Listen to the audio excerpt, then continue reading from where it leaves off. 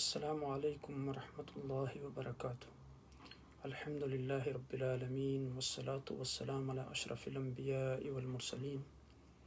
اللہم لا سہل الا ما جعلتہ سہلا وانت تجعل الحزن اذا شئت سہلا یا مقلب القلوب صرف قلوبنا علی طاعتک۔ اللہم رب اشرح لی صدری ویسر لی امری واحلل عقدۃ من لسانی یفقہوا قولی۔ اللہم علما اللہم رب زدنا علما اللہم رب زدنا علما۔ اللہ پاک کی حمد و ثنا اور آقا دو جہاں نبی مکرم تاجدار عرب و عجم سید المرسلین خاتم النبیین کی ذات گرامی پر درود و اسلام کے بعد رب کائنات کا احسان عظیم ہے کہ جس نے ہمیں یہ توفیق عطا فرمائی کہ آج پھر ہم خلاصہ قرآن کی چوتھی مجلس میں حاضر ہیں۔ انشاءاللہ آج ہم سورہ النساء کے اہم مضامین اور اس کا خلاصہ بیان کریں گے۔ رب کائنات سے دعا ہے کہ وہ ہمیں حق بات کہنے، سننے اور اس پر عمل کرنے کی توفیق عطا فرمائے۔ قرآن کا پڑھنا بھی عبادت ہے، قرآن کا سننا بھی عبادت ہے، قرآن میں غور و فکر کرنا بھی عبادت ہے، قرآن کی مجلس میں بیٹھنا بھی عبادت ہے، قرآن کا پیغام دوسرے لوگوں تک پہنچانا بھی عبادت ہے۔ رب کائنات ہمیں یہ توفیق عطا فرمائے کہ ہم قرآن کو صحیح طریقے سے پڑھ سکیں اور اس کو سمجھ سکیں اور اس پر عمل کر سکیں اور قرآن کا پیغام دوسرے لوگوں تک پہنچانے کا ذریعہ بنے۔ اگر ہم اس سورہ کریمہ پر غور کریں، سورہ النساء پر، میں اپنے تمام ناظرین اور سامعین کو خوش آمدید کہتا ہوں۔ اللہ سبحانہ وتعالیٰ آپ کو جزائے خیر عطا فرمائے اور اپنے حفظ و امان میں رکھے۔ حافظ محمد حسان صاحب ہمارے دوست راولپنڈی سے ہمارے ساتھ ہیں۔ اللہ سبحانہ وتعالیٰ ان کو اور ان کی فیملی کو، ان کے والد گرامی کو اپنے حفظ و امان میں رکھے۔ سورہ نساء پر اگر ہم غور کریں تو سورہ نساء جو ہے یہ مدنی صورت ہے اور اس صورت میں 176 آیات ہیں اور 3035 الفاظ ہیں سورہ کریمہ میں اور 16035 جو ہیں وہ حروف ہیں اور 24 رکوع پر مشتمل ہے یہ سورہ مبارکہ۔ اس سورہ کو سورہ نساء الکبریٰ بھی کہا جاتا ہے اور اس کے مقابلے میں سورہ الطلاق کو سورہ صغریٰ کہا جاتا ہے۔ نساء صغریٰ یعنی گویا یہ بڑی نساء ہے اور وہ چھوٹی نساء ہے ایک پہچان کے اعتبار سے۔ اس صورت میں اللہ تعالیٰ کی رحمت، اللہ تعالیٰ کے عدل و انصاف کا اظہار ملتا ہے کہ کس طرح رب کائنات نے انسانوں کے اوپر رحم و کرم فرمایا۔ حضرت عائشہ رضی اللہ تعالی عنہا ارشاد فرماتی ہیں کہ سورہ نساء اس وقت نازل ہوئی کہ میں حضور نبی اکرم صلی اللہ علیہ وسلم کے پاس تھی، یہ ہو چکی تھی اور آپ سب جانتے ہیں کہ حضرت عائشہ رضی اللہ تعالی عنہا کی رخصتی کب ہوئی تھی؟ شوال 1 ہجری میں، اور یہ پوری صورت مدنی ہے۔ اور کیا آپ کو معلوم ہے کہ مکی اور مدنی صورتوں میں کیا فرق ہے اور اس سے کیا مراد ہے؟ اب دیکھیں کہ بنیادی طور پر ہجرت سے پہلے جو صورتیں نازل ہوئیں انہیں مکی کہا جاتا ہے اور ہجرت کے بعد جو صورتیں نازل ہوئیں ان کو مدنی کہا جاتا ہے، خواہ وہ مکہ کے میں نازل ہوں یا مکہ سے باہر، خواہ وہ مدینہ کے اندر نازل ہوئیں یا مدینہ سے باہر۔ کسی بھی مقام پر جہاں غزوہ تبوک سے لوٹنے کے بعد کچھ آیات نازل ہوئیں جیسے، تو وہ مدینہ کے اندر نازل نہیں ہوئیں تو وہ کیا کہلائیں گی؟ مدنی۔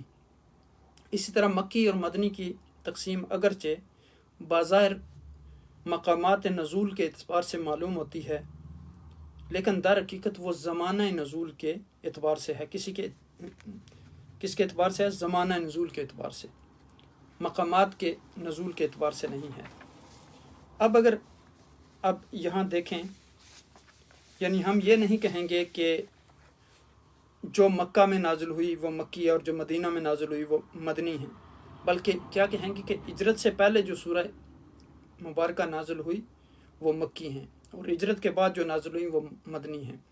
یعنی زمانے کے اعتبار سے نزول کا تعین ہوگا، اور لہٰذا وہ آیات جو سفر ہجرت یا سفر معراج میں نازل ہوئیں وہ مکی کہلاتی ہیں، جبکہ مدنی سے مراد وہ حصہ ہے جو ہجرت کے بعد مدینہ میں سے جو یعنی باہر نازل ہوا یا مدینہ میں نازل ہوا۔ اس اعتبار سے وہ آیات جو صلح حدیبیہ کے موقع پر نازل ہوئیں، تو فتح مکہ کے موقع پر نازل ہوئیں، جو حجۃ الوداع کے موقع پر نازل ہوئیں، سب مدنی کہلاتی ہیں۔ یعنی اب دیکھیں کہ اس کو آپ مکی صورت نہیں کہیں گے چاہے وہ مکہ میں نازل ہوئیں، یعنی صورتیں بعض ایسی بھی ہیں جو پوری کی پوری مکی ہیں یا مدنی، جس طرح سورہ نساء ہے، مثلا سورہ مدثر جو ہے وہ پوری مکی ہے، جبکہ سورہ آل عمران پوری مدنی ہے۔ بعض اوقات ایسا بھی ہوا کہ پوری صورت مکی ہے اور اس میں چند آیات جو ہے مدنی ہیں، مثلا سورہ اعراف مکی ہے لیکن چند آیات مدنی ہیں۔ بعض اوقات اس کے برعکس بھی ہوتا ہے، پوری مدنی صورت ہے اور چند آیات مکی ہیں، مثلا سورہ حج مدنی ہے، اس میں 4 آیات جو ہیں وہ مکی ہیں۔ تو صورت کے مکی یا مدنی ہونے کا فیصلہ یا تو آیات کی اکثریت کے اعتبار سے ہوتا ہے یا پھر ابتدائی حصے کے اعتبار سے۔ اب آپ دیکھیے کہ کچھ صورتیں پوری کی پوری مکی ہیں اور کچھ پوری مدنی ہیں، کچھ میں زیادہ مکی اور کچھ مدنی، اور کچھ میں زیادہ مدنی اور کچھ مکی۔ فیصلہ اس بات پر ہوگا کہ زیادہ حصہ کہاں نازل ہوا اور ابتدائی حصہ کہاں نازل ہوا۔ علماء نے وقت اور مقام کے علاوہ بھی مکی اور مدنی کی کچھ اور بھی اقسام بیان کی ہیں، یعنی حصری آیات جو وطن میں نازل ہوئیں اور سفری آیات جو سفر میں نازل ہوئیں۔ اس طرح رات یا دن یا گرمی یا سردی یا بستر مبارک پر، نیند کی حالت میں، آسمان پر، معراج کے دوران جو آیات نازل ہوئیں، ان کو بھی حالت اور اوقات کے اعتبار سے منقسم کیا علماء نے۔ پھر تقسیم در تقسیم ہے، لیکن اس میں ایک جو بڑی حکمت ہے مکی اور مدنی کی تقسیم میں، وہ شریعت کی حکمت کے عین مطابق ہے۔ یہ اس فرق کو نمایاں کرنا تھا، اور مدینہ میں حکومت اور قیادت کے جو ہوتے ہوئے کیا نازل کرنا مناسب تھا، اس تقسیم سے آج تک جو مسلمانوں کو فائدہ ہو رہا ہے۔ یعنی کہ مسلمان یا تو ایسے حالات میں ہوتے ہیں کہ جو مکی حالات، یا ایسے حالات میں ہوتے ہیں جو مدنی حالات سے قریب تر ہے۔ تو اگر مکی حالات سے قریب تر ہو تو اس میں پھر زیادہ تر کیا چیزیں ہیں ہوں گی؟ تعلیم و تربیت کے لیے، اگرچہ ویسے تو سارا قرآن ہمارے لیے تعلیم ہے۔ پھر دیکھا جائے گا کہ کون سی چیز کس کنٹیکسٹ میں نازل ہوئی ترتیب کے اعتبار سے، اور آج ہمیں کس طرح اس کو امپلیمنٹ کرنا ہے۔ پھر آپ دیکھیں کہ مکی اور مدنی صورتوں کے پہچان کا ایک طریقہ یہ بھی ہے کہ کسی آیت یا صورت کے مکی یا مدنی ہونے کی پہچان 2 طریقوں سے ہوتی ہے۔ ایک اس کا سماعی طریقہ ہے اور دوسرا اس کا قیاسی طریقہ ہے۔ سماعی جو سن کے پتہ چلے، سنی ہوئی ہو، جیسے کسی صحابی نے کوئی چیز روایت کی ہو اس کے سامنے، یا اسے بتایا جائے یا اسے پتہ چلا، یا آپ صلی اللہ علیہ وسلم سے سنی یا کسی اور صحابی سے سنی، تو کیا ہوگی؟ سماعی۔ قیاسی، قیاس کیا جائے گا، اندازہ لگایا جائے گا۔ تو گویا قیاسی کیا ہوتی ہے کہ اس میں قیاس کیا جاتا ہے، اندازہ لگایا جاتا ہے۔ تو سماعی کسی آیت یا صورت کے مکی یا مدنی ہونے کے بارے میں صحیح روایت سے معلوم ہونا، اور سماعی یعنی جس کے بارے میں صحیح روایت سے معلوم نہیں ہوتا۔ تو اب یہ طریقہ زیادہ قابل اعتماد ہے، یعنی صحیح روایت سے معلوم ہونا سماعی کہلاتا ہے، اور جس میں کوئی صحیح روایت نہ ہو وہ قیاسی۔ تو جو سماعی ہے یہ زیادہ قابل اعتماد ہے۔ صحابہ اکرام رضوان اللہ علیہ اجمعین ہر آیت کا مقام، نزول اور زمانہ جانتے تھے۔ عبداللہ بن مسعود رضی اللہ تعالیٰ عنہ روایت کرتے ہیں کہ اللہ کی قسم جس کے سوا کوئی الہ نہیں، قرآن پاک کی جو بھی آیت نازل ہوئی وہ میں جانتا ہوں کہ کہاں نازل ہوئی، کس چیز کے بارے میں نازل ہوئی۔ قیاس سے مراد یہ ہے کہ عقل سے کام لیتے ہوئے مکی یا مدنی کے بارے میں بتایا جائے، اگرچہ سماعی طریقہ زیادہ تر قابل ترجیح ہے، یعنی سماعی طریقہ پہچان جو ہے وہ زیادہ قابل ترجیح ہے، لیکن قیاس کو بھی مطلقاً آپ رد نہیں کر سکتے۔ مکی اور مدنی کی تعین میں صورتوں کی علامات دیکھتے ہوئے عقل سے بھی کام لیا جا سکتا ہے۔ مکی اور مدنی کی تعین میں صورتوں کی علامات دیکھتے ہوئے یعنی پہلی تقسیم کے بعد اس پر غور و فکر بھی کیا جا سکتا ہے۔ مکی صورتوں کی علامات اب یہ ہیں۔ اب آئندہ جب ہم ان چیزوں کو پڑھیں گے، آج میں نے یہ ڈیٹیل اس لیے بتائی مکی اور مدنی صورتوں کی، تاکہ ہمارے ذہن میں ہو کہ کون سی صورتیں مکی ہیں اور کون سی مدنی ہیں اور ان میں کیا فرق ہے۔ مثلا اب یہاں دیکھیں کہ مکی صورتوں میں یعنی عموماً کہاں ملیں گی، جہاں یعنی جن میں سجدہ تلاوت ہوگا، شروع میں حروف مقطعات ہیں جن کے، سوائے سورہ بقرہ و آل عمران، یہ دونوں صورتیں مدنی ہیں۔ پھر انبیاء یا امم سابقہ کے جن صورتوں میں آلات ہیں بیان کیے گئے ہیں۔ پھر یعنی ہر وہ آیت جس میں یا ایھا الناس کہا گیا، سوائے سورہ النساء کے۔ پھر مدنی صورتوں کی علامتیں یہ ہیں کہ جس میں معاشرتی احکام مثلا حدود اور میراث وغیرہ کے احکامات، اسی طرح اہل کتاب کو یعنی خطاب، منافقین کا ذکر، اہل مکہ کے جو واقعات ہیں۔ اب یہاں دیکھیں کہ یہ فرق معلوم ہونے کے بعد اب ہم اس سورۃ النساء کی طرف آتے ہیں۔ اب دیکھیں کہ جیسے میں نے عرض کیا کہ اس سورہ کو سورہ نساء اس لیے کہتے ہیں چونکہ یہاں عورتوں کے بہت زیادہ احکامات بیان کیے گئے، ازواجی زندگی کے مسائل بیان کیے گئے، عائلی زندگی کے مسائل بیان کیے گئے، جیسے شادی ہے، بیاہ ہے، طلاق ہے۔ پھر عورتوں کے حقوق بیان کیے گئے، مردوں کی کافی سارے یعنی چیزیں بتائی گئیں کہ ان کو قوامت حاصل ہے۔ پھر یہاں منافقین کے بارے میں اس صورت میں بتایا گیا، ان کی مذموم حرکتوں کے بارے میں۔ پھر ان کو یہ بتایا گیا کہ یعنی نفاق کی وجہ سے کیا سزائیں ہوں گی۔ پھر عیسائیوں کا وہ عقیدہ جو تثلیث پر مبنی تھا اس کا رد کیا گیا، اس کا ایسے انداز میں کلا کما کیا گیا کہ پھر یعنی بالکل کسی کو وہ اس معاملے میں کوئی شک و شبہ نہیں رہتا۔ اللہ سبحانہ وتعالیٰ نے وہاں کہا کہ جب حضرت عیسیٰ علیہ السلام کو اس چیز میں کوئی یعنی ہتک محسوس نہیں ہوتی کہ وہ اللہ سبحانہ وتعالیٰ کے سامنے سر بسجود ہوں اور اللہ سبحانہ وتعالیٰ کو اپنا رب اور خالق اور مالک مانے اور اپنے آپ کو بندہ، تو آپ کون ہوتے ہیں کہ آپ کہیں کہ حضرت عیسیٰ علیہ السلام نعوذ باللہ اللہ کے بیٹے ہیں۔ اب دیکھیں کہ اس صورت میں خاص طور پر منتشر اور پرگاندہ انسانوں کو آگاہ کیا گیا کہ تم سارے کے سارے ایک جڑ کی مختلف شاخیں ہو، اس لیے تم متحد ہو کر، دوسرے کا غمگسار ہو کر، دوسروں کے ساتھ ہمدردی اور اخوت کا رویہ اپناتے ہوئے ایک دوسرے کے ساتھ معاشرے میں رہیں۔ پھر مرد اور عورت کے باہمی تعلقات کا بیان کہ ان کو ایک دوسرے کے ساتھ ان کے کیا حقوق ہیں اور ایک دوسرے کے ساتھ ان کو کیسے رہنا ہے، یعنی رشتہ دار آپ کو جو ہیں قریبی، ان کے ساتھ کیسا برتاؤ کرنا ہے، سماجی خرابیاں جو معاشرے میں ہوتی ہیں ان کو کیسے دور کیا جا سکتا ہے، مل جل کر رہنے کا اچھا طریقہ کیا ہے، پھر وہ ایک دوسرے سے ملنے کے کیا فوائد ہیں۔ پھر مرد اور عورت انسان ہونے میں یکساں ہیں کیونکہ دونوں کی اصل ایک ہے، کلکم من بنی آدم آدم من تراب، جیسے نبی اکرم صلی اللہ علیہ وسلم نے فرمایا کہ تم سب آدم کی اولاد ہو اور آدم علیہ السلام کو مٹی سے پیدا کیا گیا۔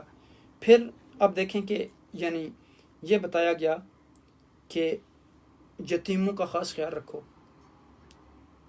اور خاص کر آپ کو پتہ ہے کہ ہمارے معاشرے میں اور اس وقت کے جاہلیت کے معاشرے میں بھی یہ تھا کہ عورت خاص کر وہ مظلوم تھی، بچیوں پر ان کے حقوق پر قبضہ کر لیا جاتا تھا، ان کے حقوق یعنی جو میراث میں ہوتے تھے اس کو نہیں دیا جاتا تھا۔ تو یہاں ان کے حقوق کو پروٹیکٹ کرنے کے لیے بڑے واضح انداز میں اللہ سبحانہ وتعالیٰ نے بتا دیا کہ ان کے بھی حقوق ہیں۔ اور ہمارے معاشرے میں جو یہ فکر عام رائج ہے اور اس کو بہت زیادہ پروموٹ کیا جاتا ہے، اگر کوئی بیٹی یا کوئی بہن حصہ مانگ لے جائیداد سے تو کہتے ہیں یہ کیسی بیٹی ہے یا کیسی بہن ہے کہ ہم سے حصے مانگتی ہے۔ یہ حصہ عورت کو رب کائنات نے دیا ہے، تو ہم کون ہیں کرنے والے؟ اس لیے لڑکیوں کو یعنی نقصان پہنچا کر اپنے فائدے کے لیے شادیاں نہ کرو۔ عام عورتوں کے ساتھ 1 سے لے کر 4 بیک وقت شادی کر سکتے ہیں، لیکن اس کے لیے پھر کنڈیشن رکھی کہ عدل و انصاف ضروری ہے۔ فَانكِحُوا مَا طَابَ لَكُم مِّنَ النِّسَاءِ مَثْنَىٰ وَثُلَاثَ وَرُبَاعَ فَإِنْ خِفْتُمْ أَلَّا تَعْدِلُوا فَوَاحِدَةً، یعنی تم نکاح کرو 1 سے 2 سے 2 سے 3 سے 4 سے، لیکن اگر عدل نہیں کر سکتے تو پھر ایک ہی کی اجازت دی گئی۔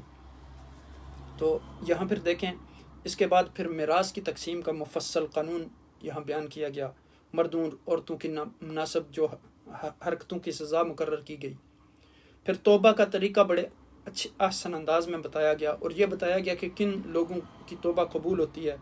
پھر جن لوگوں ہے اس وقت ایک طبقہ لونڈی غلام بھی تھا، ان کے ساتھ برتاؤ کیسے کیا گیا۔ پھر ان عورتوں کے بارے میں بتایا گیا کہ جن سے نکاح جائز ہے۔ پھر یعنی ایک دوسرے کا اگر لوگ مال چھین کر حرام طریقے سے کھاتے ہیں تو اس کے بارے میں بتایا گیا۔ ہاں یہ بتایا گیا کہ اگر رضامندی سے آپ کسی کا مال کھاتے ہیں تو اس میں کوئی حرج نہیں۔ پھر ایک دوسرے کو قتل کرنے کے بارے میں احکامات بیان کیے گئے کہ انسان کوتوں اور قبلیتوں کے لحاظ سے ایک دوسرے کے درمیان ان کے بڑا اختلاف ہے، اس لیے اس وجہ سے کسی کو قتل نہیں کر دینا چاہیے کہ وہ آپ سے مال میں زیادہ ہے یا آپ سے عزت میں زیادہ ہے یا منصب میں زیادہ ہے۔ پھر اب دیکھیں کہ اس میں یہ بتایا گیا کہ جو انسان اللہ سبحانہ وتعالیٰ کے احکامات پر عمل کرتے ہیں انہیں پھل ملے گا، اللہ سبحانہ وتعالیٰ انہیں طرح طرح کے انعامات سے نوازیں گے۔ پھر یعنی یہاں انسان کی بھلائی اور بہترین یعنی جو فلاح و بہبود کے قوانین بیان کیے گئے۔ جو شخص جس کا کام کا اہل ہو وہی کام اس کو سونپا جائے، تاکہ یعنی ہر چیز کے مستحق کو اس کی چیز مل جائے، جو مستحق نہ ہو وہ یعنی محروم رہے، اور جو مستحق ہو وہ اس کو اس کا حق ملے۔ جیسے عقائد و جہاں نبی اکرم صلی اللہ علیہ وسلم نے فرمایا کہ اذا اسند الامر الى غیر اہلہ فانتظر الساعہ، اگر کوئی ذمہ داری آپ ایسے شخص کے سپرد کر دیں گے کہ وہ اس کا اہل نہ ہو تو پھر آپ قیامت کا انتظار کریں۔ تو آپ اندازہ کر لیں اس سے۔ پھر آپ دیکھیں کہ اللہ اور رسول صلی اللہ علیہ وسلم کا حکم ماننے کا یعنی حکم دیا گیا کہ جو شخص کسی کام میں خوب ماہر ہو اور اس کی کام کی پیروی کرے اور اس ہدایات پر عمل کرے، اگر بام اختلاف ہو جائے تو اللہ اور اس کے رسول کی طرف لوٹے۔ تو یہ قوانین کسی بھی انتظام حکومت کے لیے جو ہیں وہ مؤثر ہوتے ہیں۔ جیسے رب کائنات نے قرآن میں واضح ارشاد فرما دیا کہ قل ان کنتم تحبون اللہ فاتبعونی یحببکم اللہ ویغفر لکم ذنوبکم، یعنی اگر اللہ سے محبت کرنا چاہتے ہیں تو پھر فرمایا کہ محبوب آپ انہیں بتا دیں کہ یہ آپ کی اتباع کریں۔ اس کے مقابلے میں اللہ سبحانہ وتعالیٰ ان سے محبت کرے گا اور ان کے گناہوں کو معاف فرما دے گا۔ دوسری جگہ پہ فرمایا کہ اطیعوا اللہ والرسول، اللہ کی اطاعت کرو، اس کے رسول کی اطاعت کرو۔ تیسری جگہ پہ فرمایا کہ ما اتاکم الرسول فخذوه وما نهاکم عنہ فانتہوا، اگر حضور نبی اکرم صلی اللہ علیہ وسلم آپ کو کوئی حکم دیں تو اس پر فوراً عمل کریں، اور کسی حکم سے اگر روکیں تو اس پر فوراً رک جائیں۔ پھر یہاں منافقین کے طرز عمل یہاں بیان کیا گیا کہ وہ رسول اکرم صلی اللہ علیہ وسلم کے فیصلوں پر راضی نہیں ہوئے اور دوسروں پر زیادہ اعتماد کرتے ہیں۔ پھر جہاد کی ترغیب، اس کی تیاری کی ترغیب دی گئی، کیونکہ کمزور مسلمانوں کو ظالم اور بے دین لوگوں کے ظلم سے رہائی دلانا مقصود تھی۔ اس میں بھی منافقوں کے رویہ کی برائی بیان کی گئی کہ یہ لوگ اپنی ذاتی نفع کے لیے سوا کچھ نہیں دیکھتے۔ کسی مسلمان کو جان بوجھ کر قتل کرنے کا پھر جو ہے کہا گیا کہ یہ بہت بڑا جرم ہے جس کی سزا اللہ کا غضب اور جہنم ہے، وہ انسان ہمیشہ جہنم میں رہے گا۔ اور لیکن اگر کوئی بھول چوک سے قتل کر دیتا ہے مومن کو تو اس سے اس کا کفارہ دینا چاہیے۔ ہاں یہاں ایک بات ہے کہ مسلمان ہمیشہ یعنی جہنم میں نہیں رہے گا، بلکہ وہ اپنی سزا بھگتنے کے بعد مسلمانوں میں سے وہ شخص جو یہ یقین رکھے کہ مسلمان کو قتل کرنا حرام نہیں ہے، وہ چونکہ پھر دائرہ اسلام سے خارج ہو جاتا ہے تو وہ ظاہر جہنم میں رہے گا۔ تو اب یہاں دیکھیں کہ کس خوبصورت انداز میں اس سورہ مبارکہ میں یعنی انسانوں کی پیدائش اور ان کی یگانگت اور اتحاد کے بارے میں ہمیں بہترین انداز میں درس دیا گیا۔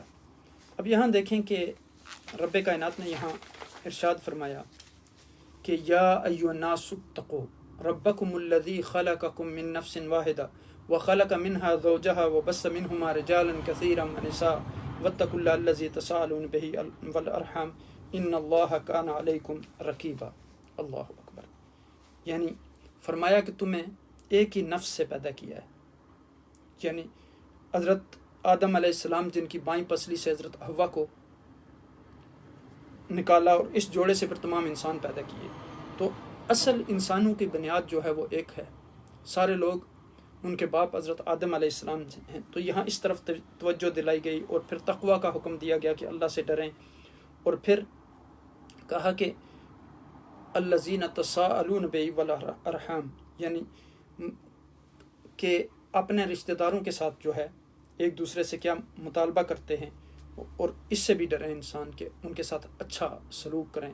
ان اللہ کان علیکم رقیبا، چونکہ اللہ سبحانہ و تعالیٰ ساری چیزوں کو مانیٹر کر رہے ہیں۔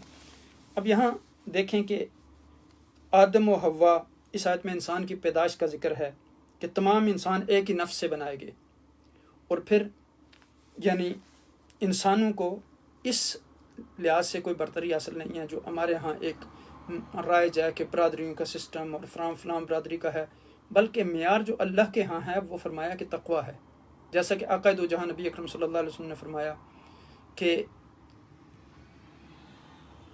ان اللہ لا ينظر الى صورکم ولا الى اشکالکم ولکن ينظر الى قلوبکم واعمالکم، یعنی اللہ سبحانہ و تعالیٰ آپ کی شکلوں اور صورتوں کی طرف نہیں دیکھتے، بلکہ اس طرف دیکھتے ہیں کہ آپ کے دلوں میں تقوی کیسا ہے۔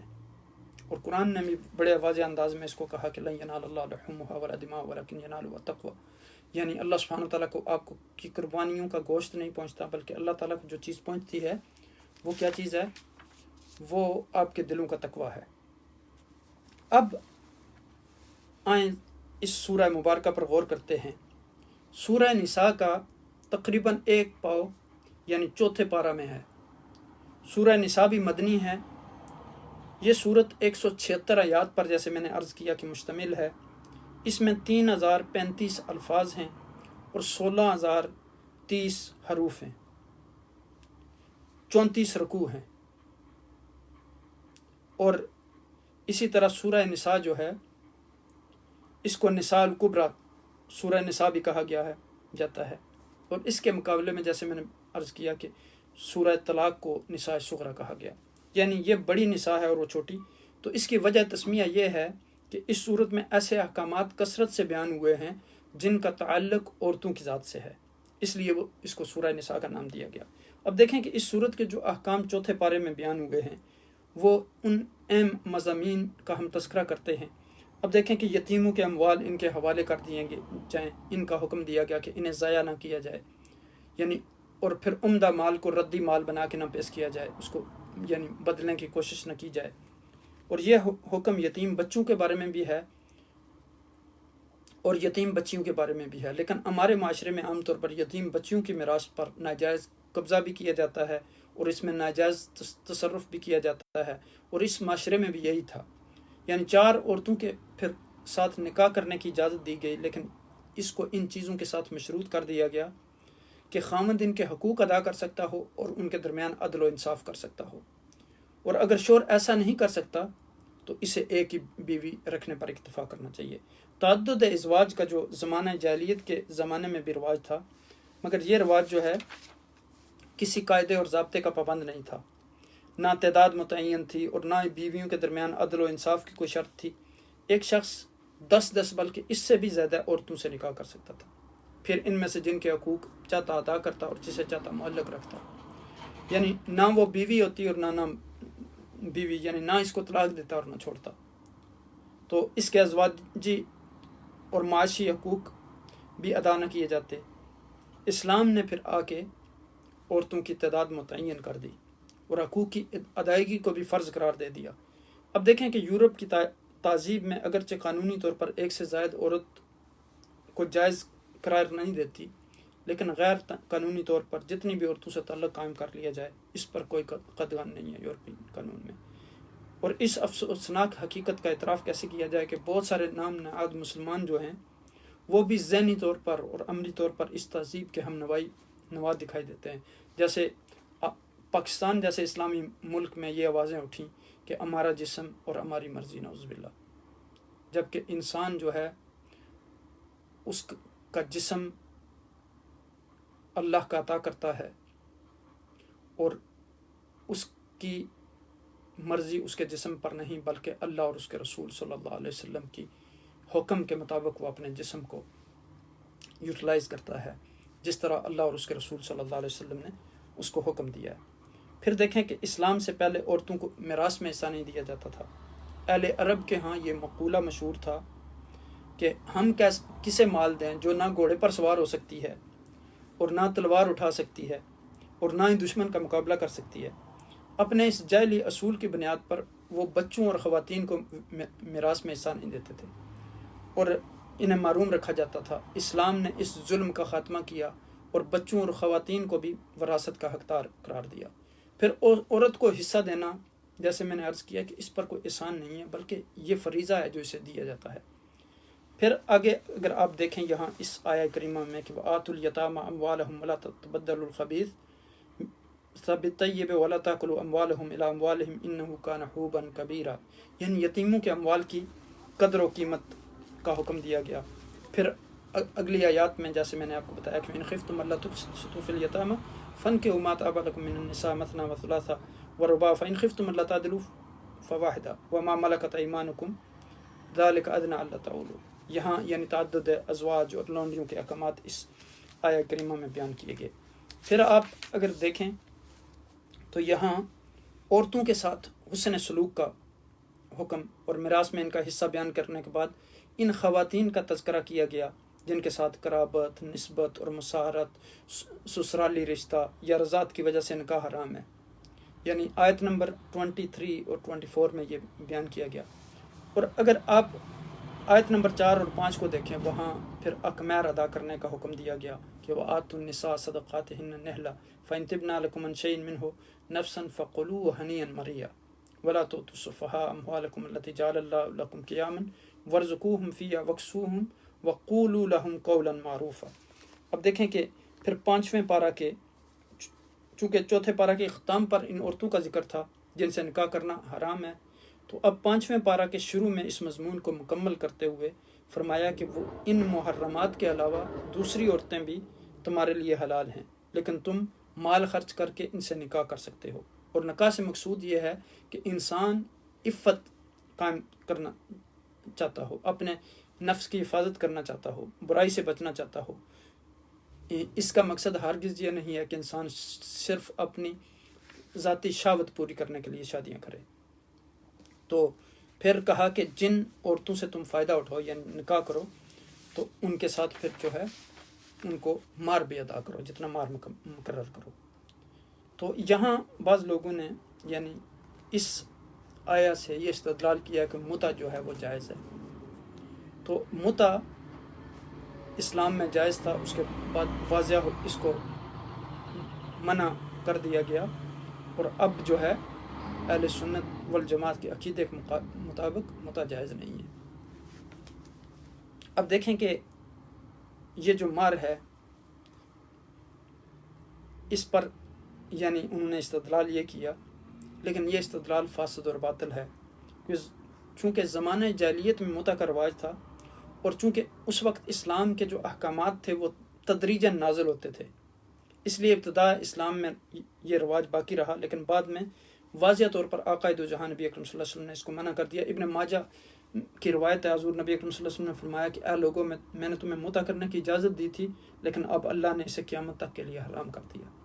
اس کے علاوہ اور بھی جو اہم مضامین 5ویں پارے میں آئے ہیں وہ یہ ہیں کہ تیسرے رکوع میں گھر کے نظام کو درست کرنے کے لیے، چونکہ جیسے اللہ کے رسول نے فرمایا کہ کلکم رائن و کلکم مسئول عن رعیتہ، یعنی ہر آدمی ایک ذمہ داری ہوتی ہے اس کی، جیسے حکمران ہے وہ اپنے ملک کے بارے میں اس کی ذمہ داری ہے، اسی طرح گھر کا سربراہ جو خامند ہے اس کی بھی ذمہ داری ہے۔ تو یہاں یہ بتایا گیا کہ گھر کے نظام کو درست انداز میں چلانے کے لیے، اس میں یعنی امن و آشتی قائم کرنے کے لیے ایک سربراہ ہے گھر کا جو خامند، اس کا کیا رول ہے۔ پھر گھر میں قوامیت، حاکمیت اور ذمہ دار ہونے کا درجہ مرد کو حاصل ہوگا، کیونکہ ہر گھر کا سربراہ ہوتا ہے، اور جس جماعت یا گھر کا سربراہ نہ ہو پھر وہاں کیا ہوتا ہے، وہاں فتنہ اور فساد سے اس معاشرے کو یا اس گھر کو کوئی نہیں روک سکتا۔ پھر آپ دیکھیں کہ اس سربراہی کا یہ مطلب نہیں کہ مرد کو اب آقا کا مقام دے دیا گیا اور عورت کو جو ہے وہ نعوذ باللہ لونڈی تصور کیا جائے یا خیال کیا جائے یا اس کو لونڈی کا درجہ دیا جائے، نہیں، ایسا نہیں ہے، بلکہ ان کا باہمی تعلق ایسے ہوگا کہ رائی اور رعیت کا ہوتا ہے۔ دوسری یہ ہدایت دی گئی کہ عورت اگر نافرمان ہے، سرکش ہے، وہ خامند کی مطیع نہیں ہے، اس کی اطاعت نہیں کرتی، اس کا حکم نہیں مانتی، تو اس کے لیے قرآن نے بڑے خوبصورت اور لطیف انداز میں یہ بتایا کہ پھر وہ ایک دوسرے کے ساتھ کس طرح، اس کا حل کیا ہے، اس کا طریقہ کیا ہے، اس کی یعنی یہاں 3 طریقے بتا دیے گئے. کہا کہ اگر وہ ایسا کرے مثلا انسان کے وہ ازواجی حقوق پورے نہیں کرتی، اس کے ساتھ یعنی ادب اور اخلاق کے ساتھ بات نہیں کرتی، گالی گلوچ کرتی، یا اس کے یعنی عزت کی حفاظت نہیں کرتی، اس کے مال کی حفاظت نہیں کرتی، تو ایسی صورت میں کیا ہے کہ آپ عورت کو سب سے پہلے واضح و نصیحت کریں، یعنی اس کو ایڈوائز کریں، اور اس کو پھر سارے فضائل بتائیں اس کے، یعنی کہ اگر عورت جو ہے وہ خاوند کی مطیع ہو تو اللہ اور اس کے رسول صلی اللہ علیہ وسلم نے کیا یعنی ریوارڈ رکھا ہے اس کے لیے، اور اگر وہ مطیع نہیں ہوتی تو پھر اسے بتائے کہ جو ہے وہ اللہ سبحانہ و تعالیٰ کے غضب کی مستحق ہوتی ہے، اور فرشتے جو ہیں اس پر لعنت بھیجتے ہیں. اور یہ یعنی اگر آپ بتائیں گے، اور ایک مومن عورت جب اس کو یہ ترغیب دلائی جائے تو یقیناً یعنی جس عورت کے دل میں ایمان ہے وہ اس سے رجوع کر لے گی اور آپ کی طرف واپس لوٹ آئے گی. لیکن اگر یہ بھی طریقہ یعنی کام نہیں کرتا واز کا، تو پھر دوسری تدبیر جو بتائی وہ یہ ہے کہ اس سے یعنی آپ بستر اپنا الگ کر لیں، چونکہ نفسیاتی طور پر اس سے عورت کو بہت زیادہ تکلیف ہوگی، اس سے عورت کو جو ہے وہ یعنی وہ برداشت نہیں کر سکے گی. اور بعض فقہا نے کہا کہ اسی بستر میں رہتے ہوئے آپ اپنا منہ دوسری طرف کر لیں، تاکہ اور زیادہ اس عورت کو یہ محسوس ہو کہ اب چونکہ ظاہر ہے کہ وہ عورت کی ایک فطرت ہے کہ وہ اپنے خاوند کے قریب رہنا چاہتی ہے. تو یہاں یعنی اس ذریعے سے بھی اگر جب وہ یہ کمی محسوس کرے گی تو پھر واپس لوٹ آئے گی. لیکن اگر یہ بھی طریقہ کارگر ثابت نہ ہوا تو پھر بتایا گیا کہ آپ ایک تیسرا طریقہ بھی ہے، وہ یہ ہے کہ انتہائی اقدام کے طور پر واقعی سرکش اور بے روی کی صورت میں خاوند اسے ہلکی سی سزا دے جو شدید نہ ہو.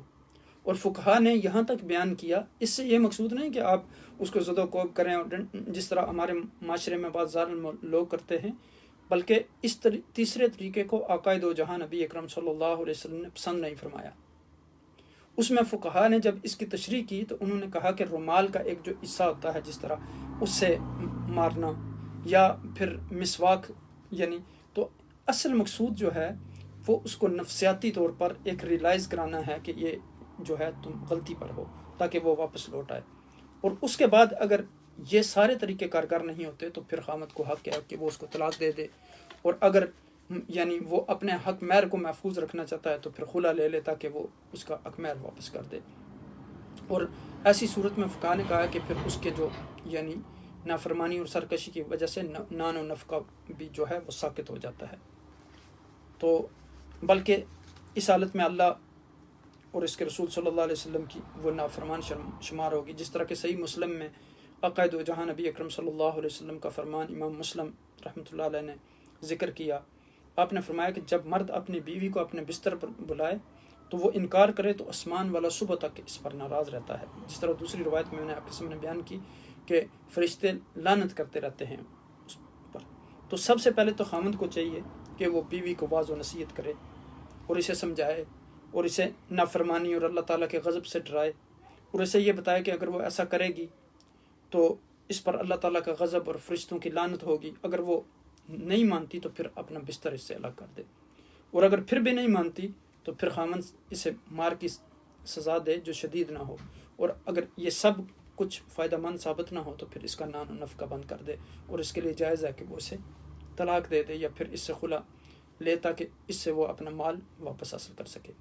اسی طرح پھر لونڈی کے لیے بھی یہ جائز نہیں کہ وہ اپنے مالک کی بات تسلیم نہ کرے اور اسے بغیر کسی عذر کے اس کی رغبت پوری کرنے سے اسے منع کرے. اگر وہ ایسا کرتی ہے تو وہ بھی نافرمان شمار ہوگی. مالک کے لیے جائز ہے کہ وہ اسے ادب سکھانے کے لیے شریعت نے جو یہ درجات جن کی اجازت دی ہے اس میں سے جو مناسب سمجھے اس طریقے کو اختیار کرے. پھر آپ دیکھیں کہ یہاں ایک بڑا اہم نقطہ جو ہمیں ذہن میں رکھنا چاہیے اور اچھی طرح سے ذہن نشین کر لینا چاہیے وہ یہ ہے کہ قرآن کے مخاطب چونکہ ہر قسم کے لوگ ہیں، ان میں شہری لوگ بھی ہیں، ان میں دیہاتی لوگ بھی ہیں، ان میں جنگلی بھی ہیں، ان میں سرائی بھی ہیں، شریف و طبع لوگ بھی ہیں، اکڑ مزاج لوگ بھی ہیں، با کردار بھی ہیں، بد کردار بھی ہیں. تو اسلام نے ہر عورت کو سزا دینے کی اجازت نہیں دی، بلکہ اسی عورت کو سزا دینے کی اجازت دی ہے جو اس کے علاوہ دوسری کوئی زبان نہ سمجھتی ہو۔ اور ظاہر ہے کہ پسماندہ معاشروں میں ایسی عورتیں بھی ہوتی ہیں جو یعنی اس کے بغیر اور کوئی طریقہ نہیں سمجھتی، راہ راست پر نہیں آتی، لیکن جو مرد یعنی عورتوں پر چھوٹی چھوٹی چیزوں کی وجہ سے ظلم کرتے ہیں اور وحشیانہ تشدد کرتے ہیں، نعوذ باللہ، مثلا ہمارے معاشرے میں یہ ہوتا ہے کہ کھانے میں نمک زیادہ ہو گیا تو اس پر لڑائی جھگڑا ہوا تو بیوی کو مارنا شروع کر دیا، کھانا پکانے میں تھوڑی سی دیر ہو گئی تو اس پہ جھگڑا ہو گیا۔ تو یہ چھوٹی چھوٹی چیزوں پر آپ دیکھیں کہ ایک دوسرے کے درمیان انسان کو یہ ایک ایسا تعلق ہے۔ آپ دیکھیں کہ ابن عباس رضی اللہ تعالیٰ عنہ نے کتنی خوبصورت تعبیر اس کی، اس آیہ کریمہ جو اللہ سبحانہ تعالیٰ نے قرآن میں فرمایا کہ ہن لباس لکم وانتم لباس لہن، کہ ایک دوسرے کا لباس ہے۔ تو آپ نے فرمایا کہ میں یہ پسند کرتا ہوں، احب ان تتزین لہا کما احب ہی تتزین لی، میں یہ پسند کرتا ہوں جس طرح میں خوبصورت یعنی چاہتا ہوں کہ یہ لباس پہنے، اچھے طریقے سے میرے سامنے آئے، میں یہ بھی پسند کرتا ہوں کہ میں بھی اس کے لیے اچھا لباس پہنوں۔ تو دونوں کے حقوق ہیں میاں بیوی کے، یہ نہیں کہ ہم بیوی سے تو حقوق ڈیمانڈ کریں کہ یہ بھی میرا حق ہے، یہ بھی میرا حق ہے، اور بیوی کے حقوق ہم اس کو نہ دیں۔ دونوں طرف ایک بیلنس اللہ سبحانہ تعالیٰ نے رکھا، کیونکہ اللہ سبحانہ تعالیٰ کسی پر بھی ظلم و زیادتی نہیں کرتے۔ پھر یہاں دیکھیں کہ الرجال قوامون علی النساء بما فضل اللہ بعضهم وبما انفقوا من اموالهم کا ذکر کیا گیا، یعنی مرد عورتوں پر حاکم ہیں، اس وجہ سے مردوں نے اپنے مال خرچ کیے ہیں، جیسا کہ میں نے حدیث پاک آپ کے سامنے بیان کی کہ کلکم راعٍ وکلکم مسئول عن رعیتہ۔ پھر آپ دیکھیں کہ آگے جو ہے یعنی میراث کے قوانین بیان کیے گئے بڑی تفصیل کے ساتھ، یعنی آیت نمبر 11 میں، اور اس کے بعد پھر کی آیات میں، اس میں پھر یعنی والدین کا حصہ، میاں بیوی کا حصہ، اور پھر کلالہ کا حصہ، اور پھر وصیت اور فرض، قرض، یہ سارے احکامات بیان کیے گئے۔ اب یہاں دیکھیں کہ 5ویں رکوع میں اجتماعی زندگی کی درستی کے لیے ہر چیز اور ہر کام میں احسان کرنے کا حکم دیا گیا، اور یہ بھی بتا دیا گیا کہ احسان کی بنیاد پر باہمی خیر خواہی، امانت، عدل و انصاف اور رحم دلی پر ہے۔ اور حقیقت یہ ہے کہ اسلام جو ہے وہ مذہب حق ہے، عدل و انصاف اور مساوات کا دین ہے، اور وہ ساری مخلوق کے درمیان عدل کا حکم دیتا ہے، یہاں تک کہ کافر کے حقوق بھی غصب کرنے کی اجازت نہیں دیتا۔ اب دیکھیں کہ ایک بڑا مشہور واقعہ ہے عثمان بن طلحہ رضی اللہ تعالیٰ عنہ کا، کہ جو کعبہ کے کلید بردار تھے، ان سے فتح مکہ کے موقع پر چابی لی گئی تو بعد مسلمانوں نے کلید بردار ہونے کا شرف حاصل کرنے کی تمنا ظاہر کی، لیکن اللہ سبحانہ تعالیٰ نے انہیں کلید کعبہ واپس کرنے کا حکم دیا، چنانچہ یہی واقعہ پھر ان کے ایمان لانے کا سبب بنا۔ تو اب دیکھیں کہ کس طرح اسلام نے صرف مسلمانوں کے نہیں بلکہ غیر مسلموں کے حقوق کا بھی خیال رکھا، اور ان کی بھی دل آزاری یا وہ کرنے سے منع کیا گیا بغیر کسی وجہ کے۔ پھر وہ واقعہ بھی قابل ذکر ہے کہ جسے مفسرین نے 6 رکوع کی آیات کے شان نزول کے طور پر ذکر کیا، کہ ایک نام نہاد جو منافق تھا، اس نے یہودی پر ایک مقدمہ پیش کیا، تو جب حضور نبی اکرم صلی اللہ علیہ وسلم کے سامنے یہ مقدمہ پیش کیا تو چونکہ اس نے جھوٹا بہتان لگایا تھا، اور پھر اس کے رشتہ داروں نے اور اس نے حضور نبی اکرم صلی اللہ علیہ وسلم کو کنوینس کر لیا کہ ہم سچے ہیں، تو قریب تھا کہ آقائے دو جہاں نبی اکرم صلی اللہ علیہ وسلم اس کے حق میں فیصلہ دے دیتے، تو اس وقت یہ آیات مبارکہ نازل ہوئیں اور آقائے دو جہاں نبی اکرم صلی اللہ علیہ وسلم کو منع کر دیا گیا۔ تو اب دیکھیں کہ یعنی پھر آپ صلی اللہ علیہ وسلم نے جو ہے وہ یہودی کے حق میں فیصلہ کیا، جو اب دیکھیں کہ یہودی جب اپنا ایک مقدمہ آپ کے پاس لے کر آیا، تو اب وہ منافق شخص جب عقائد و جہاں نبی اکرم صلی اللہ علیہ وسلم نے یہودی کے حق میں فیصلہ کیا تو سیدنا عمر بن خطاب رضی اللہ تعالیٰ عنہ کے پاس چلا گیا تاکہ یہ حق مجھے مل سکے۔ تو حضرت عمر نے کہا کہ جس کو حضور نبی اکرم صلی اللہ علیہ وسلم کا فیصلہ منظور نہیں تو اب اس کا فیصلہ جو ہے وہ عمر کی تلوار کرتی ہے، تو آپ نے اس کی گردن اڑا دی اور کہا کہ جو رسول اللہ صلی اللہ علیہ وسلم کا فیصلہ نہ مانے اس کا فیصلہ عمر کی تلوار کرتی ہے۔ اس پر منافقین نے بڑا شور کیا بڑا غوغا کیا کہ تو اللہ تعالیٰ نے مسلمانوں کے سامنے اس حقیقت کو اچھی طرح واضح کر دیا کہ کسی بھی شخص کا ایمان اس وقت تک کامل نہیں ہو سکتا جب تک وہ اللہ اور اس کے رسول صلی اللہ علیہ وسلم کے فیصلوں پر راضی نہ ہو. اور یہ بھی بتا دیا گیا کہ رسول کی بعثت کا اصل مقصد جو ہے وہ یہ ہے کہ اس کی اطاعت کی جائے. رسول کی اطاعت حقیقت میں اللہ سبحانہ تعالیٰ کی اطاعت ہے، لیکن ظاہر ہے کہ منافقوں کو رسول کی اطاعت بڑی گراں محسوس ہوتی ہے. یہ مضمون جو ہے آیت نمبر 60 اور 65 آگے ان آیات میں بیان کیا گیا. اب دیکھیں کہ عقائد و جہاں نبی اکرم صلی اللہ علیہ وسلم کی اتباع کے بغیر دین پر عمل کرنا ممکن نہیں، اللہ سے محبت کرنا ممکن نہیں. جتنے بھی احکامات رب کائنات نے قرآن میں بیان کیے ہیں ان کی شرح عقائد و جہاں نبی اکرم صلی اللہ علیہ وسلم نے اپنے عمل کے ذریعے میں بتائی. اب دیکھیں کہ نماز کا حکم دیا گیا قرآن میں واقعی الصلاۃ، لیکن کس طریقے سے پڑھنی ہے؟ عقائد و جہاں نبی اکرم صلی اللہ علیہ وسلم نے فرمایا کہ صلو کما رأیتمونی اصلی، تم اس طریقے سے نماز پڑھو جس طرح میں نماز پڑھتا ہوں. اسی طرح حج، اسی طرح زکوٰۃ، اسی طرح روزہ، یعنی ہر عمل جو عقائد و جہاں نبی اکرم صلی اللہ علیہ وسلم نے کیا اس کے مطابق کرنا. کتنی رکعت ہیں نماز میں، یہ ساری چیزیں یعنی. پھر آپ دیکھیں کہ اس کے بعد 7ویں رکوع میں پہلے تو مسلمانوں کو جہاد اور کی تیاری کا حکم دیا گیا، اور یہ کہ اپنی نیت خالص رکھیں اور صرف اللہ کی رضا، اس کے دین کی سربلندی کے لیے جنگ کریں. پھر بڑے جذباتی انداز میں انہیں جہاد کی ترغیب دی گئی کہ آخر تم جہاد کیوں نہیں کرتے، کہ جب کہ صورتحال یہ ہے کہ بہت سارے لوگ ظلم و ستم کی چکی میں پسنے والے کمزور مرد، خواتین اور بچے اللہ کے سامنے ہاتھ پھیلا پھیلا کر دعائیں کرتے ہیں کہ اے ہمارے رب، تو ہمیں اس بستی سے نکال دے جہاں کے لوگ بڑے ظالم ہیں، اور اے اللہ تو کسی کو ہمارا مددگار بنا دے. تو یہ اس سے اگلی آیات میں یہ مضمون بیان ہوا. چونکہ اب دیکھیں کہ عام طور پر موت کا وہ انسان کو اللہ کے راستے میں نکلنے سے منع کرتا ہے. تو یعنی فرمایا کہ موت تو تمہیں ہر جگہ پہ آ جائے گی. اگر انسان بستر میں بھی سویا ہوا ہو تو وہاں بھی موت آ سکتی ہے. قلعوں میں بند ہو، وَلَوْ كُنْتُمْ فِي بُرُوجٍ مُشَيَّدَةٍ، یعنی شیشے کے گلاس بنا کے اپنے آپ کو اس کے اندر بند کر لو، تو پھر بھی اگر موت آپ کے مقررہ وقت لکھا ہوا ہے جو آ گیا ہے تو کوئی نہیں اس کو منع کر سکتا. پھر یعنی مقصود یہ ہے کہ گھر میں بھی رہنا زندگی کے تحفظ کی ضمانت نہیں ہے. پھر 10ویں رکوع میں مومن کے قتل عمد کی سزا بتائی گئی، اور اس کے لیے انتہائی سخت لہجہ اختیار فرمایا گیا کہ جو کوئی کسی مومن کو جان بوجھ کر قتل کر دے اس کی سزا جہنم ہے جس میں وہ ہمیشہ رہے گا. اس پر اللہ کا غضب ہوا اور اس پر لعنت کی اللہ سبحانہ تعالیٰ نے، اور اس کے لیے اللہ سبحانہ تعالیٰ نے بڑا دردناک عذاب تیار کر رکھا ہے.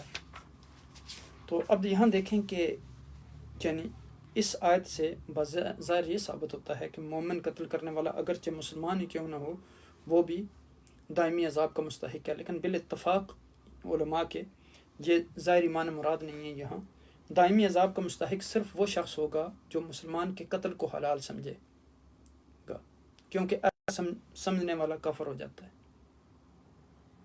اور کافر کے لیے ہمیشہ کا عذاب ہے.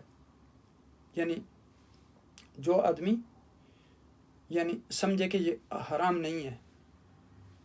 تو بعض روایات میں ہے کہ جب آیات ہجرت نازل ہوئیں تو حضرت حمزہ بن قیس رضی اللہ تعالی عنہ، چونکہ آپ بستر مرگ پہ تھے، چل پھر نہیں سکتے تھے، سخت بیمار تھے، تو جب کہ مجھے اٹھا کے لے چلو، جب ان کے بیٹوں نے انہیں چرپائی پر ڈال کر مدینہ منورہ کی طرف سفر شروع کیا تو جو ہی مکہ سے نکلے تو ان کا وصال ہو گیا. تو اس موقع پر پھر اللہ سبحانہ تعالیٰ نے کہا کہ اگر کوئی آدمی اللہ کے راستے میں نکلتا ہے، راستے میں اسے موت آ جاتی ہے، تو پھر اس کا اجر اللہ سبحانہ تعالیٰ کے ذمہ ہے. اور یعنی جو شخص اللہ اور اس کے رسول کی طرف ہجرت کر کے گھر سے نکل جائے تو پھر اسے راستے میں موت آ جائے تو اس کا اجر اللہ کے ذمہ ہو چکا، اور بے شک اللہ سبحانہ تعالیٰ بخشنے والا مہربان ہے. پھر 12ویں رکوع میں چونکہ خاص احکامات ہوتے ہیں جنگ میں نماز کے لیے، صلاۃ الخوف اور صلاۃ المسافر کا ذکر ہے. یعنی ظاہر ہے کہ سفر کی نماز جو ہے وہ قصر نماز، احکامات یہاں بیان کیے گئے، اور جنگ حالت میں نماز کیسے پڑھنی ہے اس کا تفصیل سے یہاں تذکرہ کیا گیا.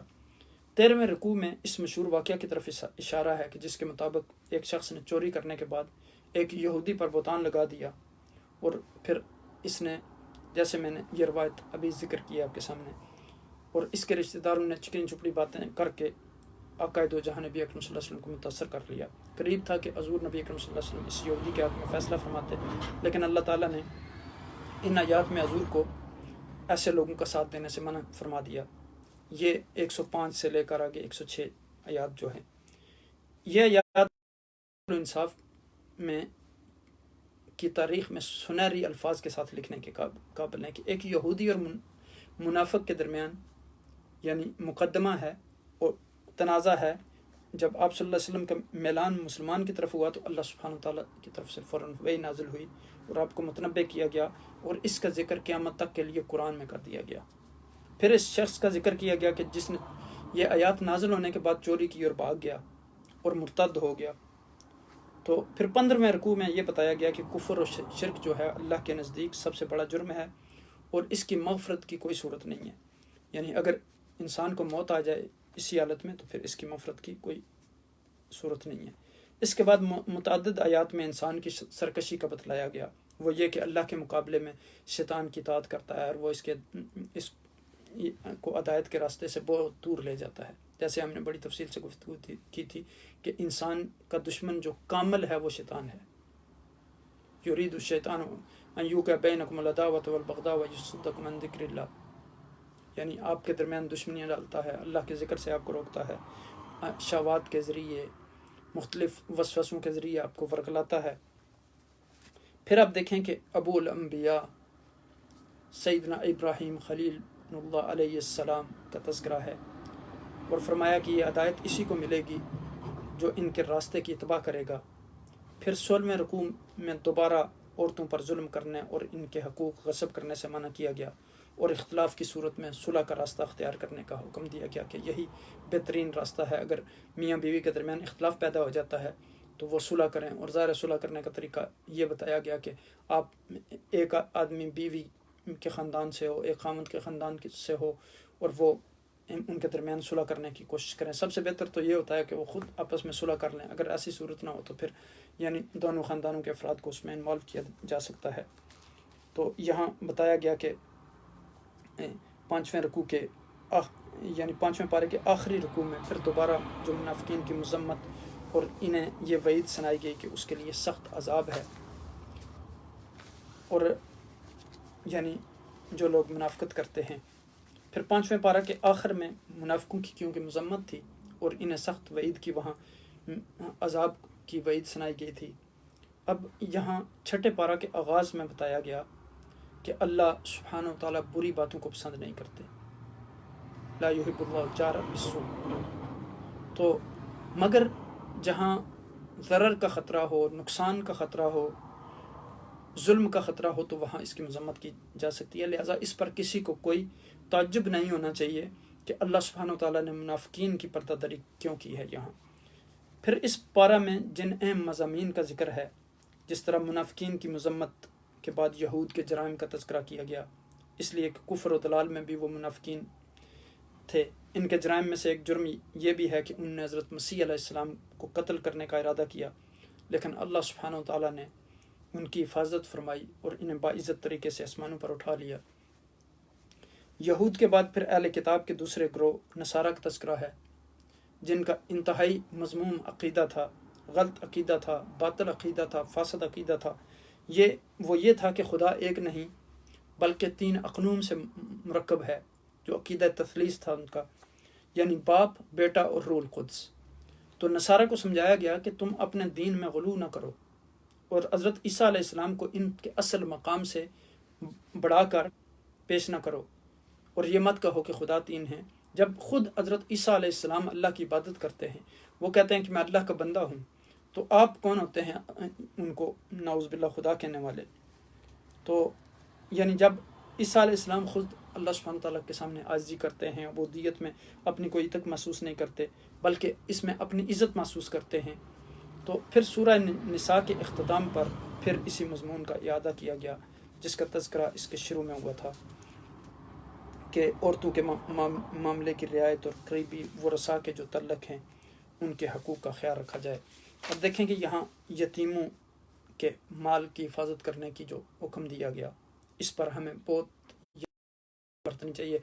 یتیم اگر آپ کی ذمہ داری لگتی ہے تو یتیم کے مال کی حفاظت کریں، اس کے ساتھ کوئی زیادتی نہ کریں، کیونکہ یہ جب تک بالغ نہیں ہو جاتا اس کے مال کی حفاظت کریں، پھر اس کا مال اس کے سپرد کر دیں۔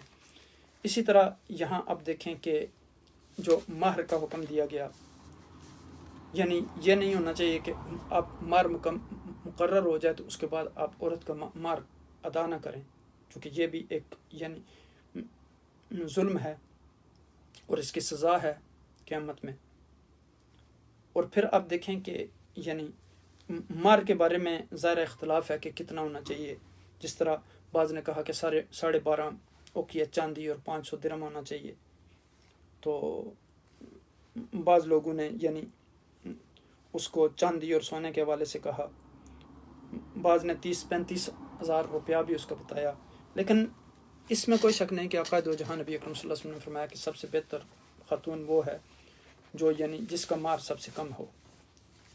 اور پھر آپ دیکھیں یہاں کہ وراثت میں جہاں خواتین کے ساتھ ظلم اور زیادتی کی جاتی تھی، وہاں یہ حکم دیا گیا کہ ان کے ساتھ زیادتی نہیں ہونا چاہیے، جو ان کا حق بنتا ہے وہ ان کو دیا جائے، یتیم بچے جو ہیں اور بچیاں ان کے حقوق کا بھی خیال رکھا جائے۔ پھر آپ دیکھیں کہ اس صورت میں یہ بھی حکم دیا گیا کہ افلا یتدبرون القرآن، یعنی کیا وہ قرآن میں غور و فکر نہیں کرتے۔ اور پھر وَلَوْ كَانَ، اور اگر ہوتا وہ من عند غیر اللہ، اللہ کے سوا کسی اور کی طرف سے، لَوَجَدُوا فِيهِ اخْتِلَافًا كَثِيرًا، البتہ وہ پاتے ہیں اس میں بہت زیادہ اختلاف۔ یعنی آپ دیکھیں کہ تدبر کا لفظ جو ہے یہ دبر سے نکلا ہے، دبر کہتے ہیں پشت کو، یعنی پچھلے حصے کو۔ تو اب غور و فکر کریں کہ کسی چیز کی ڈیپتھ میں باٹم تک پہنچنا، کسی چیز کے انجام کو پہنچانا، اس کے نتائج پر غور کرنا، اسے تدبر کہا جاتا ہے۔ اور اس سے لفظ تدبیر بھی ہے۔ اب دیکھیں تدبیر کیا ہوتی ہے کہ کسی کے انجام کو سوچنا کہ پھر کیا بنے گا، کیسے ہوگا، یعنی اس کے لیے پلاننگ کرنا، منصوبہ بنانا۔ اور یہاں تدبیر نہیں بلکہ تدبر ہے۔ تو تدبر کا کیا مطلب ہے؟ کسی چیز کی تہ تک پہنچنا، اس کی ڈیپتھ تک پہنچنا، اس کی گہرائی تک پہنچنا۔ تو یہاں فرمایا کہ افلا یتدبرون القرآن۔ پھر سورہ محمد میں آتا ہے آیت نمبر 24 میں، افلا یتدبرون القرآن ام علی قلوب اقفالها، کیا یہ لوگ قرآن میں غور و فکر نہیں کرتے یا ان کے دلوں پر تالے لگے ہوئے ہیں؟ تو یعنی اب دیکھیں کہ قرآن کا لفظ جو ہے یہ فعلان کے وزن پر ہے، مصدر ہے جیسے سکران، یا پھر مفعول کے معنوں میں ہے۔ یعنی مقصود یہ ہے، قرآن کو قرآن کیوں کہا جاتا ہے؟ اس میں آپ قرآن کے تعارف کو پڑھیں، کیونکہ جس کتاب کو آپ پڑھ رہے ہیں اس کا نام بھی آپ کو پتہ ہونا چاہیے۔ یعنی قرآن کو قرآن کیوں کہا جاتا ہے؟ قرآن کا معنی ہے کتاب آپ سب کے پاس ہے جو، اور یہ آپ کا یعنی ہوم ورک ہے آپ کے لیے کہ قرآن کا معنی خود اس کو دیکھیں مختلف کتابوں میں، ایگزیکٹ کہ لغت میں قرآن کا کیا معنی ہے اور شرعی اصطلاح میں قرآن کا کیا معنی ہے۔ اب دیکھیں کہ قرآن کے اندر قرآن کا لفظ 60 مرتبہ استعمال ہوا ہے، قرآن آیا ہے۔ تو قرآن مجید کا اصل نام جو ہے قرآن ہے، اور صحیح تلفظ کیا ہے؟ قرآن، اور یہ خالصتاً عربی زبان کا لفظ ہے۔ قرآن مصدر ہے مگر مفعول کے معنی میں ہے، جس کا معنی ہے بار بار پڑھا جانے والا، کثرت سے پڑھا جانے والا، تلاوت کیا جانے والا۔ کسی اور کتاب کو یہ شرف حاصل نہیں ہوا، دنیا میں آپ کو کوئی ایسا شخص نہیں ملے گا کہ جو یہ کہے کہ میں تورات کا حافظ ہوں یا میں انجیل کا حافظ ہوں، نہ اب اور نہ ماضی میں۔ لیکن اس وقت بھی دنیا میں جب کہ مسلمان ایسے زوال کا شکار ہیں، ملینز حفاظ قرآن موجود ہیں دنیا میں، دنیا کے ہر خطے میں، ہر علاقے میں چھوٹے چھوٹے بچے، یہ قرآن کا معجزہ ہے کہ چھوٹے چھوٹے بچے اس کو حفظ کر لیتے ہیں۔ اور حفظ کرنے کے لیے سب سے زیادہ کیا کرنا پڑتا ہے؟ بار بار پڑھنا پڑتا ہے، بار بار پڑھنا پڑتا ہے، اس کے لیے یعنی ریپیٹ کرنا پڑتا ہے آیات کو بار بار بار بار بار بار تاکہ وہ حفظ ہو جائے۔ تو اب یہاں دیکھیں کہ یعنی کتاب جو یہ ہے یہ ہمارے لیے نازل ہوئی ہے، اس میں غور و فکر کرنا، تدبر کرنا، اس کو سمجھنا، اس کو اپنی زندگیوں میں امپلیمنٹ کرنا، اس کا میسج دوسرے لوگوں تک کنوے کرنا، یہ بہت ضروری ہے۔ تو یعنی گویا قرآن کا مطلب یہ ہے کہ بہت زیادہ پڑھی جانے والی چیز، بار بار پڑھی جانے والی چیز، بار بار دہرائی جانے والی چیز۔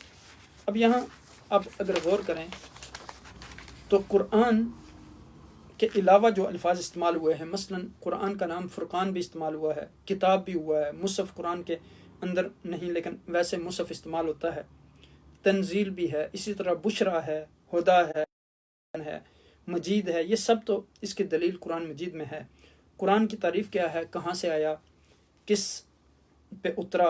کبھی کبھار آپ کسی کے متعلق باتیں کر کے کہ فلاں میرا دوست ہے، اس کی بے شمار کوالٹیز ہیں، اور جب پوچھتا ہے کہ اس کا نام کیا تھا تو کہتے ہیں کہ ہم باتوں میں لگے ہوئے تھے، اب وہ تو پوچھا ہی نہیں تھا۔ تو قرآن کے ساتھ بھی ہمارا اسی طرح کا رویہ ہے، یعنی ہمیں بعض لوگ اس کا بہت اہتمام کرتے ہیں کہ قرآن پاک میں رمضان میں 10 مرتبہ تلاوت اس کی ختم کروں گا، میں نے 5 قرآن ختم کر لیے، لیکن میں سمجھتا ہوں کہ قرآن کی تلاوت بہت اجر والا کام ہے، لیکن قرآن کو سمجھ کے پڑھنا اور اس پر عمل کرنا یہ اس سے بڑے اجر والی بات ہے۔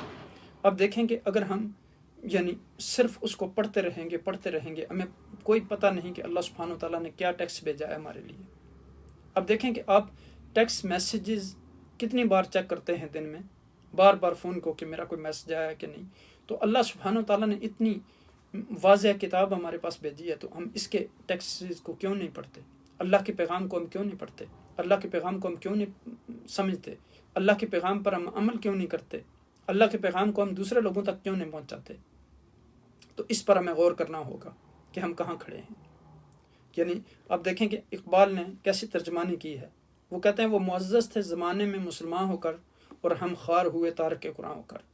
تو اس لیے خدا را قرآن کی طرف واپس لوٹیں، سنت کی طرف واپس لوٹیں، حضور نبی اکرم صلی اللہ علیہ وسلم کی اطاعت کی طرف واپس لوٹیں، آپ کی اتباع کی طرف واپس لوٹیں، آپ کی محبت کی طرف واپس لوٹیں، صالحین جو ہیں ان کی مجالس میں بیٹھیں، علماء سے علم سیکھیں، تو پھر دیکھیں کہ آپ کی زندگی میں کیسے تبدیلی آئے گی۔ اس میں غور و فکر کرنے کی ضرورت ہے، چونکہ اللہ سبحانہ تعالیٰ نے کہا کہ اگر یہ کلام اللہ کا نہ ہوتا تو آپ اس میں بے شمار اختلاف پاتے۔ اور دیکھیں نا کہ اللہ سبحانہ تعالیٰ نے کتنا بڑا چیلنج دیا کفار کو کہ اگر اس میں آپ کہتے ہیں کہ یہ اللہ کی طرف سے منزل کتاب نہیں ہے، تو وَإِن كُنتُمْ فِي رَيْبٍ مِّمَّا نَزَّلْنَا عَلَىٰ عَبْدِنَا فَأْتُوا بِسُورَةٍ مِّن مِّثْلِهِ وَادْعُوا شُهَدَاءَكُم مِّن دُونِ اللَّهِ إِن كُنتُمْ صَادِقِينَ۔ تو پھر اس جیسی ایک صورت بنا کے لاؤ، آیات بنا کے لے آؤ، 10 صورتیں لے کے آؤ، 10 نہیں تو ایک ہی لے آؤ، 3 لے آؤ، اور سارے اپنے ہیلپر جو ہیں ان کو بلا لو، مددگار، ادیبوں کو، دانشوروں کو، خطیبوں کو، سب لوگوں کو اکٹھا کر لو، لیکن اللہ سے مدد نہ مانگو تو لے آؤ۔ ان میں بڑے بڑے بلغاء تھے عرب میں، جو زبان کے بڑے ماہر تھے، بڑے بڑے خطیب تھے، بڑے بڑے دانشور تھے، بڑے بڑے وکلاء تھے، لیکن کسی کو یہ طاقت نہیں ہوئی اور نہ ہو سکتی ہے۔ تو گویا یہ الہامی کتاب ہے، اور یہ کتاب نبی اکرم صلی اللہ علیہ وسلم پر نازل ہوئی ہے، اور الحمدللہ سے شروع ہوتی ہے اور والناس تک ختم ہوتی ہے۔ لیکن اس کی تفصیل میں آپ اس کو دیکھیں گے کہ جو کتاب اللہ سبحانہ وتعالیٰ نے ہمیں حضور نبی اکرم صلی اللہ علیہ وسلم کا معجزہ خالدہ دیا ہے، اس سے کیا یہاں مقصود ہے، اور یعنی ہمارے کیا واجبات ہیں، کیا حقوق ہیں قرآن کے ہمارے اوپر۔ یعنی آپ دیکھیں کہ قرآن کے ہمارے اوپر حقوق ہیں، 5 حقوق ہیں قرآن مجید کے۔ ایک یہ ہے کہ ہم اس کو اللہ کی کتاب مانیں، پہلا حق۔ دوسرا حق یہ ہے کہ ہم اس کو پڑھیں، صحیح طریقے سے پڑھنا سیکھیں اس کو، چونکہ اگر صحیح طریقے سے تلفظ ادا نہ کیا جائے تو معنی تبدیل ہو جاتے ہیں۔ تیسرا حق یہ ہے کہ ہم اسے سمجھیں۔ چوتھا حق یہ ہے کہ ہم اس پر عمل کریں، اور 5واں حق یہ ہے کہ ہم اس کا پیغام دوسرے لوگوں تک پہنچائیں۔ اب آپ دیکھیں کہ یہاں یعنی اس کتاب کا معجزہ ہے کہ اسے یاد کرنا بھی آسان ہے، اسے پڑھنا بھی آسان ہے، اسے سمجھنا بھی آسان ہے۔ آپ کوئی دوسری کتاب ایک سے زیادہ مرتبہ پڑھتے ہیں تو آپ اکتا جاتے ہیں، لیکن قرآنی آیات کو آپ بار بار پڑھیں، لیکن آپ کو ایک عجیب لطف اور چاشنی اور لذت نصیب ہوگی، چونکہ یہ رب کائنات کا کلام ہے، ہمارا کلام نہیں۔ تو یہاں آپ دیکھیں کہ جو یعنی تعدد ازواج کے حوالے سے اس صورت میں گفتگو کی گئی، تو اب اگر مختلف ملکوں کے اعداد و شمار دیکھیں تو ہندوستان میں بھی عورتوں کی تعداد کم ہے، چونکہ اکثر عورتوں کو وہاں قتل کر دیا جاتا ہے، اور ہر سال تقریباً ہندوستان میں 10 لاکھ بچیوں کو قتل کیا جاتا ہے۔ اور یہاں یو کے میں بھی یعنی مردوں کی نسبت عورتوں کی تعداد بہت زیادہ ہے، یعنی ملینز کے حساب سے ہے۔ تو اس لیے جب قرآن نے یہ حکم دیا تو وہ مشروط حکم دیا، کسی عورت کو یعنی یہ نہیں کہا کہ اس پہ فورس کی جائے کہ وہ یعنی ایک شادی شدہ آدمی کے ساتھ شادی کرے۔ تو پھر اس میں بھی شرائط لگائی گئیں کہ عدل و انصاف کرنا، ان کے یعنی نان و نفقہ، یہ ساری چیزیں اگر انسان برداشت کر سکتا ہے تو وہ کرے۔ اب دیکھیں کہ بعض لوگوں نے اس پہ کہا کہ مرد کو اجازت دی گئی تو عورت کو کیوں نہیں دی گئی۔ اب تصور کریں کہ اگر عورت کو اس کی اجازت ہوتی تو ایک مرد اگر اس کے ساتھ اپنی جنسی خواہش پوری کرنا چاہتا ہے تو دوسرا مرد دیکھتا رہتا، اگر ایک بیمار ہو جاتا تو وہ اس کی خدمت کرتی تو دوسرا دیکھتا رہتا، جو زیادہ طاقتور ہوتا وہ اس سے فائدہ حاصل کرتا، دوسرا کمزور دیکھتا رہتا۔ تو اللہ سبحانہ تعالیٰ نے پھر حسب و نسب کا جو معاملہ ہے وہ سارا سلسلہ خراب ہو جاتا، معاشرے میں بگاڑ آتا۔ تو اللہ سبحانہ تعالیٰ نے ہر چیز میں عدل و انصاف کیا ہے۔ اور اب دیکھیں کہ جتنا عدل و انصاف اسلام نے کیا ہے اور جتنے حقوق اسلام نے انسانوں کو دیے ہیں، عورتوں کو دیے ہیں، بچوں کو دیے ہیں، بڑوں کو دیے ہیں، انسانوں کو دیے ہیں، چرند و پرند کو دیے ہیں، وہ کسی اور مذہب میں آپ کو نہیں ملیں گے۔ اور پھر تعدد ازواج جو ہے وہ کسی بھی مذہب میں اس کو منع نہیں کیا گیا۔ اگر آپ اس پہ غور کریں تو اب دیکھیں کہ یعنی تعدد ازواج جو ہے وہ صرف اسلام میں نہیں بلکہ دوسرے مذاہب میں بھی اس کو منع نہیں کیا گیا۔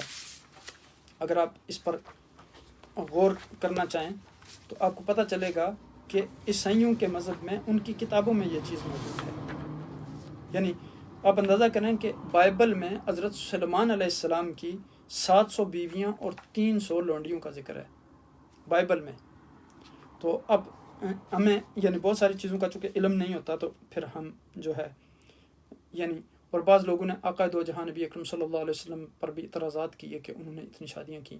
تو آپ دیکھیں کہ اسلام نے تو اسلام سے پہلے کا اگر آپ دیکھیں تو لوگ 10-10 20-20 50-50 عورتوں کو ان کے ساتھ شادیاں کرتے تھے۔ اسلام نے تو آ کے حکم دیا کہ اب جس کے پاس بھی 4 سے زیادہ شادیاں ہیں وہ ان کو ڈیورس دے دے اور 4 رکھے، اور جو 4 کے ساتھ عدل و انصاف نہیں کر سکتا وہ صرف ایک پر اکتفا کرے۔ اللہ سبحانہ وتعالیٰ ہمیں ان آیات کریمہ پر عمل کرنے کی توفیق عطا فرمائے اور قرآن کو صحیح طریقے سے پڑھنے، سمجھنے اور اس پر عمل کرنے کی توفیق عطا فرمائے۔ الحمدللہ اللہ سبحانہ وتعالیٰ کے احسان اور اس کے فضل اور اس کے لطف سے آج ہم نے سورہ نساء بھی مکمل کر لی۔ اللہ سے دعا ہے کہ وہ ہماری زندگی میں ہمیں یہ توفیق عطا فرما دیں کہ ہم اس قرآن حکیم کو اس رمضان المبارک کے مہینہ میں اس پورے قرآن کا خلاصہ مکمل کر سکیں۔ الحمدللہ ویسے تو ہم نے تفصیل سے میں نے آپ کو بتایا تھا کہ ہم نے 3 زبانوں میں الحمدللہ قرآن کی تفسیر جو ہے وہ شروع کی ہوئی ہے، انگلش میں، عربی میں اور اردو میں۔ انگلش اور عربی میں جو ہے وہ ابھی ہم سورہ بقرہ میں ہیں، اور اردو سورہ بقرہ ہم نے ختم کر لی ہے، اور سورہ آل عمران تقریباً آدھی ہماری مکمل ہو گئی ہے۔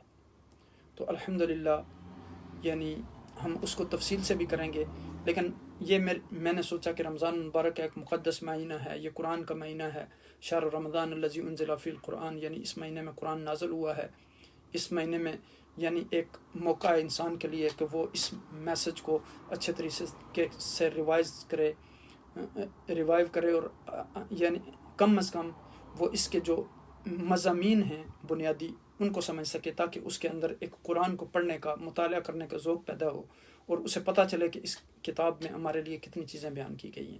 اللہ سبحانہ وتعالیٰ چونکہ قرآن کی لذت اور چاشنی اسی کو نصیب ہوتی ہے جو قرآن کے ساتھ رہتا ہے، جو قرآن کو وقت دیتا ہے، جو قرآن کے ساتھ اپنا وقت گزارتا ہے، جو قرآن کی تلاوت کرتا ہے، جو قرآن کو سمجھتا ہے، اس میں غور و فکر کرتا ہے۔ اللہ سبحانہ وتعالیٰ سے دعا ہے کہ وہ ہمیں ان آیات مبارکہ پر عمل کرنے کی توفیق عطا فرمائے۔